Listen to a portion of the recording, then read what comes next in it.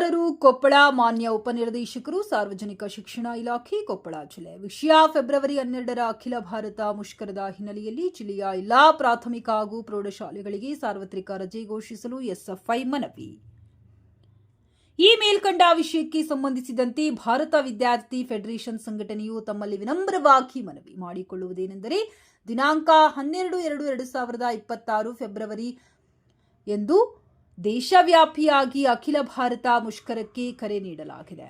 ಈ ಮುಷ್ಕರದಲ್ಲಿ ರೈತರು, ಕಾರ್ಮಿಕರು, ಬಿಸಿ ಊಟ ನೌಕರರು, ಆಶಾ ಅಂಗನವಾಡಿ ಕಾರ್ಯಕರ್ತರು ಸೇರಿದಂತೆ ಎಲ್ಲ ಹೊರಗುತ್ತಿಗೆ ನೌಕರರು ತಮ್ಮ ವಿವಿಧ ನ್ಯಾಯಸಮ್ಮತ ಬೇಡಿಕೆಗಳ ಈಡೇರಿಕೆಗೆ ಕೆಲಸ ಸ್ಥಗಿತಗೊಳಿಸಿ ಭಾಗವಹಿಸಲಿದ್ದಾರೆ. ಜೊತೆಗೆ ಕೇಂದ್ರ ಸರ್ಕಾರದ 2026-27ರ ಬಜೆಟ್ನಲ್ಲಿ ಶಿಕ್ಷಣ ಕ್ಷೇತ್ರಕ್ಕೆ ಕೇವಲ 3% ಅನುದಾನ ಮೀಸಲಿಟ್ಟಿರುವುದು ಖಂಡಿಸಿ ಹಾಗೂ ಜಿಲ್ಲೆಯ ಎಲ್ಲಾ ಸರ್ಕಾರಿ ಪ್ರಾಥಮಿಕ ಮತ್ತು ಪ್ರೌಢಶಾಲೆಗಳಿಗೆ ಪರ್ಯಾಪ್ತ ಶಿಕ್ಷಕರು, ಸುರಕ್ಷಿತ ಶಾಲಾ ಕಟ್ಟಡಗಳು, ಶೌಚಾಲಯ, ಕುಡಿಯುವ ನೀರು ಸೇರಿದಂತೆ ಕನಿಷ್ಠ ಮೂಲಭೂತ ಸೌಕರ್ಯಗಳನ್ನು ಒದಗಿಸಲು ಒತ್ತಾಯಿಸಿ ಭಾರತ ವಿದ್ಯಾರ್ಥಿ ಫೆಡರೇಷನ್ ಸಂಘಟನೆಯು ಈ ಮುಷ್ಕರಕ್ಕೆ ಸಂಪೂರ್ಣ ಬೆಂಬಲ ನೀಡಿದೆ. ಮುಷ್ಕರದ ಹಿನ್ನೆಲೆಯಲ್ಲಿ ರೈತರು, ಕಾರ್ಮಿಕರು, ಹೊರಗುತ್ತಿಗೆ ನೌಕರರು ಹಾಗೂ ವಿದ್ಯಾರ್ಥಿಗಳು ಹೋರಾಟದಲ್ಲಿ ಭಾಗವಹಿಸಲಿರುವುದರಿಂದ ಸಾರಿಗೆ ವ್ಯವಸ್ಥೆಯಲ್ಲಿ ವ್ಯತ್ಯಯ ಹಾಗೂ ಸಾರ್ವಜನಿಕ ಸೇವೆಗಳಲ್ಲಿ ಬದಲಾವಣೆ ಉಂಟಾಗುವ ಸಾಧ್ಯತೆ ಇದೆ. ಈ ಕಾರಣದಿಂದ ವಿದ್ಯಾರ್ಥಿಗಳ ಭದ್ರತೆ ಮತ್ತು ಅನುಕೂಲತೆ ದೃಷ್ಟಿಯಿಂದ